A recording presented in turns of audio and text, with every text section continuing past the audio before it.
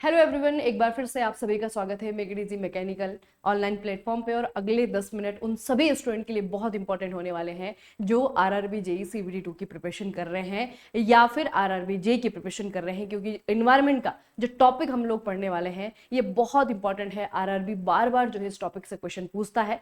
तो आज के सेशन में अगले 10 मिनट आप लोगों को ध्यान से सुनना है और यकीन मानिए अगर आप 10 मिनट कंप्लीट कर लेते हो तो ये टॉपिक भी आपका कंप्लीट हो जाएगा। बहुत टफ टॉपिक नहीं है, बहुत आसान भाषा में मैं आपको ये समझाने वाली हूँ और आपको समझ में भी आ जाएगा। ठीक है, तो टॉपिक बच्चे आपका क्या है?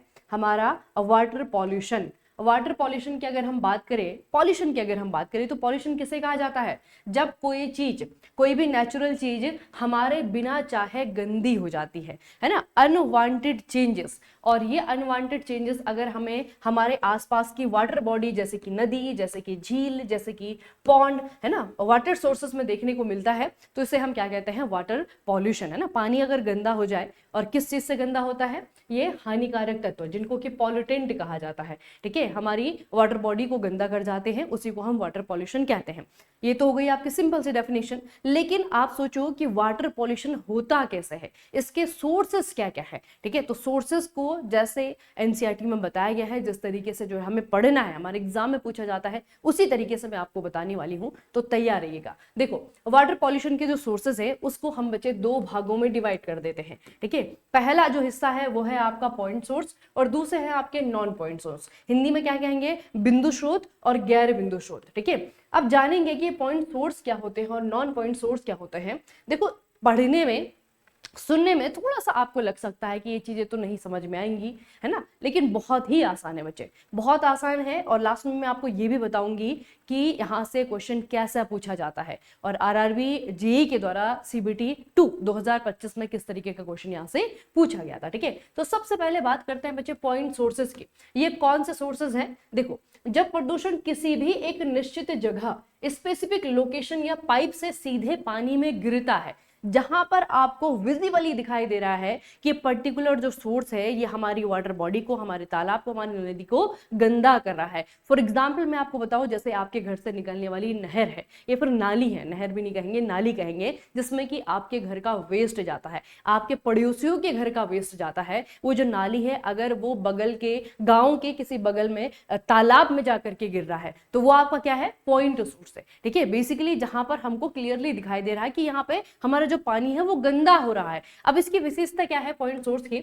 इसकी विशेषता यह है बच्चे कि ये बिल्कुल हमें आराम से दिख जाते हैं, इनको ढूंढना बहुत ही आसान होता है और चूंकि ढूंढना आसान होता है इसीलिए इनको रेगुलेट करना भी आसान होता है। ठीक है, अब देखो, अगर हमें पता है कि ये पर्टिकुलर नहर है जो कि गंदी है, यहाँ से गंदा पानी निकल रहा है और वो हमारी नदी को जाकर के गंदा कर रहा है, तो उसको ठीक करना, उसको जो है आपका कंट्रोल करना आसान होगा, क्योंकि वो हमें मालूम है कि यहाँ से गंदा पानी आता है, इसको बंद करना है या फिर इसको ट्रीट करके जो है आपका नदी में छोड़ा जाना है। ठीक है, तो ये आपके क्या होते हैं? कंट्रोल करने में आसान होते हैं। अच्छा, एग्जाम्पल क्या है इसका? बहुत इंपॉर्टेंट है। देखो, कारखाने से निकलने वाले गंदे पानी के पाइप, ठीक है, शहरों से निकलने वाले जो सीवेज ट्रीटमेंट प्लांट है, वहां से जो वेस्ट निकलता है वो भी आपका नदी में छोड़ा जाता है। ठीक है, ये भी आपका पॉइंट सोर्स का ही एग्जाम्पल है। खदानों से निकलने वाला दूषित पानी, वो भी पॉइंट सोर्स का ही एग्जाम्पल है। तो पर्टिकुलरली दिमाग में ये बैठा लो, पॉइंट का मतलब है कि हमें मालूम है कि इस पॉइंट से, इस पर्टिकुलर जगह से पानी को गंदा किया जा रहा है। ठीक है, इनको पहचानना आसान होता है, इसीलिए इनको कंट्रोल करना भी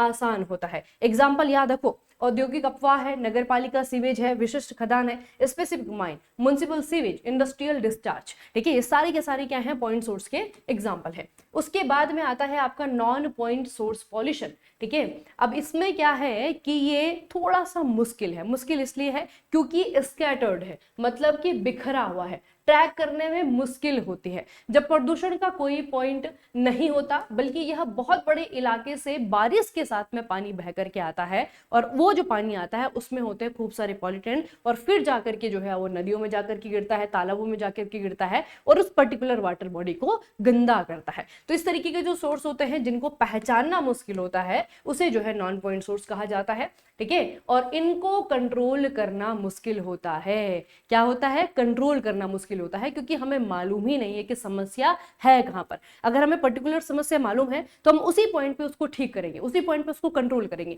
लेकिन इस केस में क्या है कि मालूम ही नहीं है, ठीक है। इसके एग्जाम्पल क्या है? इसके एग्जाम्पल है कृषि भूमि से बह करके आने वाला पानी। अब देखो, आप लोगों को मालूम है कि किसान अपने खेतों में अच्छी पैदावार पाने के लिए खूब सारे केमिकल इस्तेमाल करते हैं, जैसे कि केमिकल फर्टिलाइजर इस्तेमाल होते हैं, पेस्टिसाइड, फंगिसाइड, इंसेक्टिसाइड, इस तरीके के केमिकल इस्तेमाल किए जाते हैं। और ये जो केमिकल है, जब फसल तो उग जाती है, फसल कट करके जो है किसान जो है ले जाता है घर, लेकिन वो जो केमिकल है वो मिट्टी में रह जाते हैं। जब बारिश आएगी, मिट्टी में गिरेगा और बारिश का पानी जो है वो केमिकल को लेकर के बहा करके जाएगा, सामने वाली नदी में छोड़ करके आएगा। इसका मतलब क्या है कि हमारी जो वाटर बॉडी है वो इनडायरेक्टली हमारे जो फर्टिलाइजर्स हैं, पेस्टिसाइड्स हैं, उनसे पॉल्यूट हो रही है, ठीक है। दूसरा क्या एग्जांपल है बच्चे?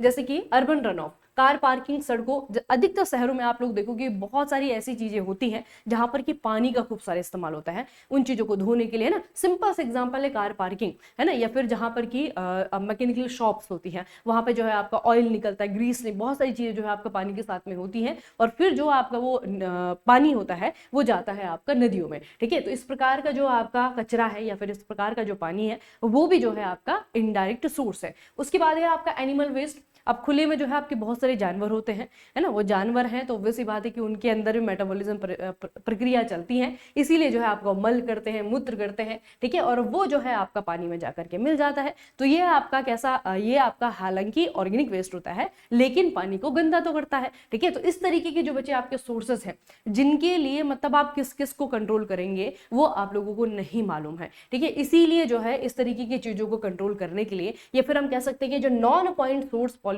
है, इसको कंट्रोल करने के लिए हम इनडायरेक्ट वेज अपनाते हैं, ठीक है। किसानों को कहा जाता है कि केमिकल का इस्तेमाल मत करो, क्योंकि वो सिर्फ जो है हमारे खाने के लिए नहीं, वो हमारे पानी को भी गंदा कर रहा है। हमारे फूड सोर्सेस तो हो ही रहे खराब, साथ में जो है हमारे वाटर सोर्सेस भी खराब हो रहे हैं, ठीक है। तो इस तरीके के जो है जो सोर्सेस होते हैं उसको उसको एक तरीके से ठीक करने के लिए, फिर उसको जो है कम करने के लिए हम इनडायरेक्ट तरीकों को अपनाते हैं, ठीक है। ये बच्चे याद रखिएगा। और एग्जाम्पल, सबसे इंपॉर्टेंट है एग्जाम्पल, एग्रीकल्चरल रन ऑफ है, दूसरा आपका अर्बन रन ऑफ है, तीसरा आपका एनिमल वेस्ट है, ठीक है।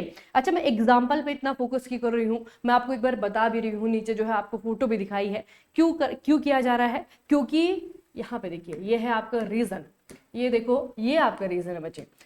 आरआरबी जेईई सीबीटी 2 2025, यहाँ पे क्वेश्चन पूछा गया था, निम्नलिखित में से कौन सा बिंदु स्रोत जल प्रदूषण का एक उदाहरण है, ठीक है। कौन सा वाला एग्जांपल है आपका? Run off from agricultural land, animal faeces from the dogs and birds, waste water pipe from a factory, pollutant from car park, ठीक है। तो देखो, ये है और ये है, इनको जो है कंट्रोल करना मुश्किल है, और इनकी तादाद बहुत ज्यादा है, और ये पता नहीं कहां से आकर के जो है आपका पानी में मिल रहा है, इसको कोई आइडेंटिफाई नहीं कर सकता है, ठीक है। चूंकि आइडेंटिफाई नहीं किया जा सकता, इसीलिए सारे के सारे जो है आपके नॉन पॉइंट सोर्सेस हैं। पानी को गंदा तो कर रहे हैं, हमें मालूम है, लेकिन कहाँ कहाँ पे गंदा किया जा रहा है, कहाँ पर पर्टिकुलरली जो है आपका पानी में वो गंदा, वो वेस्ट जो है मिलकर के आ रहा है, इसका कोई पर्टिकुलर सोर्स नहीं है, ठीक है। तो ये सारे के सारे जो है नॉन पॉइंट के एग्जाम्पल हैं। और एक है आपका waste water pipe from a factory. एक फैक्ट्री है जहां से कि एक पाइप आ रहा है, और वो पाइप में जो है खूब सारे केमिकल्स है, खूब सारे वेस्ट है,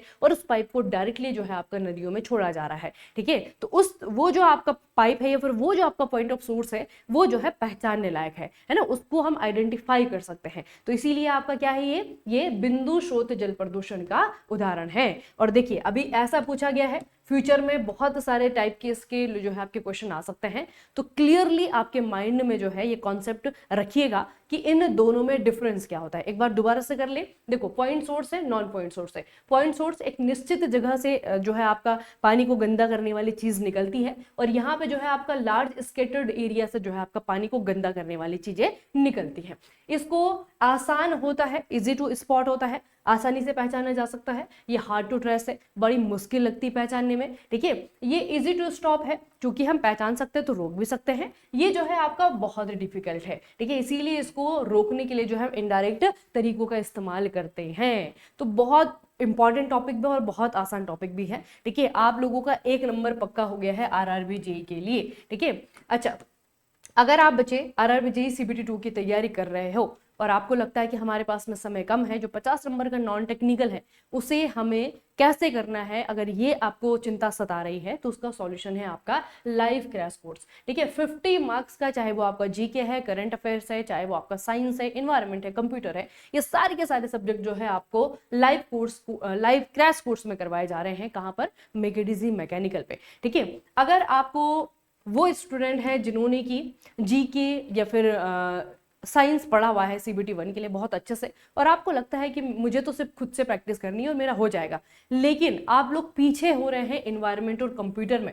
आपको उसकी थ्योरी अगर पढ़नी है बच्चे, तो इन्वायरमेंट और कंप्यूटर की थ्योरी जो है आपको बिल्कुल मिल जाएगी। यहाँ पे पूरी की पूरी जो है आपका सिलेबस खत्म है। ठीक है, एनसीईआरटी पूरी की पूरी यहाँ पे कवर की हुई है। ठीक है, तो ये कोर्स भी जो है आप लोग परचेज कर सकते हो। और इन्वायरमेंट जो है अगर आपको सिर्फ थ्योरी पढ़नी है, ठीक है, वीडियो लेक्चर नहीं देखने का टाइम है, सिर्फ थ्योरी अगर पढ़नी है, ठीक है, सारे का सारा जो सिलेबस है, आरआरबी का सिलेबस है वो यहाँ पे कवर है। ठीक है, सारी की सारी एनसीईआरटी यहाँ पे कवर है। ठीक है, तो ये बुक जो है आपकी बहुत ही इंपॉर्टेंट रहेगी आपके लिए अगर आप खुद से तैयारी करते हो। सिर्फ 60 रुपए में जो है बुक आपको मिल जाती है। और ये सारी की सारी चीजें आपको कहाँ पे मिलती है? Make it easy mechanical. ठीक है, मोबाइल एप्लीकेशन है, डाउनलोड नहीं किया है तो डाउनलोड कर लीजिएगा। ठीक है, ये सारी चीजें आपको बहुत ज्यादा हेल्प करेंगी बच्चे आरआरबी जेईई सीबीटी 2 में अच्छे नंबर लाने के लिए। ठीक है, और कंप्यूटर और इन्वायरमेंट एक ऐसा सब्जेक्ट है, दोनों ही ऐसा सब्जेक्ट है जहां पर आप 10 में से 10 नंबर लेकर के आ सकते हो। ठीक है, तो आपका जो लोड है टेक्निकल के ऊपर, साइंस के ऊपर, वो लोड आपका कम कर देंगे।